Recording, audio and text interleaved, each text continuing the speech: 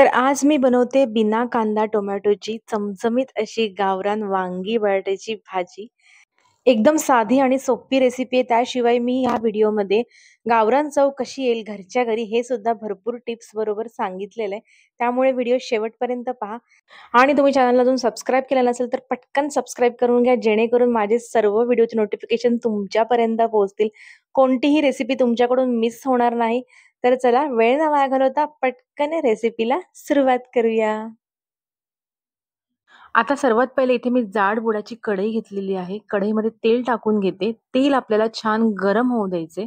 तेल छान गरम झालं की त्यामध्ये घालायचे थोडंसं जिरं. त्याचबरोबर एक सिक्रेट मसाला.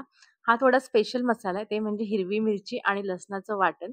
आता लसूण मी इथे आहे ना सालीसकट घेतलेला आहे. त्यामुळे ना आपल्या भाजीला खूप अशी गावरान अशी मस्त चव येणार आहे. जेणेकरून मिरची आणि लसणाचा कच्चेपणा सर्व निघून गेला पाहिजे.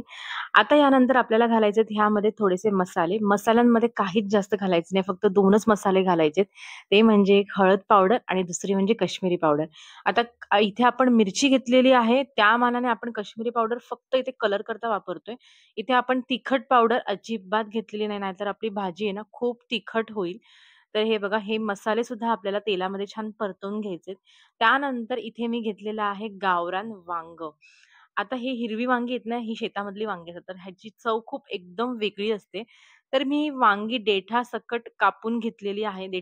फक्त मी वांगी पहिले स्वच्छ धुवून घेतली. त्यानंतर काटे काढून घेतले आणि वांगी तशीच मी उभी कापून घेतली. त्याचबरोबर इथे मी घेतलेलं आहे 2 मीडियम साइजचे बटाटे. बटाटे मी ना सालीसकटच घेतलेले आहेत. आता हे सर्व घातल्याच्या नंतर आपल्याला पुन्हा एकदा हे व्यवस्थित असं मसाल्यांबरोबर मिक्स करून घ्यायचंय. 1-2 मिनिटाकरता आपल्याला हे असंच परतून घ्यायचंय. त्यानंतर संपूर्ण असं मिक्स झाल्याच्या नंतर आपल्याला फक्त 5 मिनिटाकरता याची वाफ काढून घ्यायची. त्याच्याकरता आपण यावरती झाकण ठेवणार आहोत. कारण डायरेक्ट पाणी ओतलं तर मग आपल्या भाजीला चव येणार नाही. तर हे बघा मी 5 मिनिटं याची फक्त वाफ काढून घेतली. त्यानंतर तुम्ही बघू शकता आपले मसाल्यांना थोडंसं तेल सुटलेलं आहे आणि मसाले पण आपले छान मस्त शिजलेले आहेत. आता ह्यामध्ये आपल्याला घालायचंय गरम पाणी आणि लक्षात ठेवा कधी पण भाजी बनवताना गरम पाणीच घाला, नाहीतर भाजीची चव जी आहे ना ती पूर्णपणे निघून जाते. त्याचबरोबर इथे मी घालते चवीपुरतं मीठ. थोडंसं मिक्स करून घ्या आणि त्यानंतर इथे घालायचे चवीपुरतं मीठ.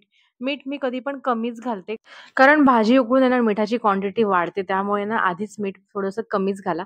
आता हे पुन्हा एकदा आपल्याला मिक्स करून आहे ना झाकण लावून एक 5 ते 10 मिनिटाकरता अशीच भाजी शिजू द्यायची. त्यानंतर तुम्ही बघू शकता 10 मिनिटांनी इथे आपली भाजी तयार झालेली आहे आणि व्यवस्थित छान शिजलेली सुद्धा आहे. आपले वांगे सुद्धा छान मस्त शिजले, बटाटा सुद्धा शिजलेला आहे. आणि तुम्ही बघू शकता मेन म्हणजे या भाजीला अजिबात वाटण वापरलेलं नाहीये आपण. वाटण तर आपण इथे वापरलेलं नाहीच आहे. पण त्याशिवाय आपण इथे कांदा आणि टोमॅटो सुद्धा वापरलेला नाहीये.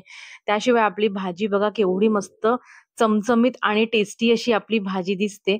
ही भाजी जेवढी सुंदर दिसते त्याचप्रमाणे ह्याची चवही एकदम मस्तच आहे. म्हणजे गावरान तुम्हाला चव मिळणार आहे.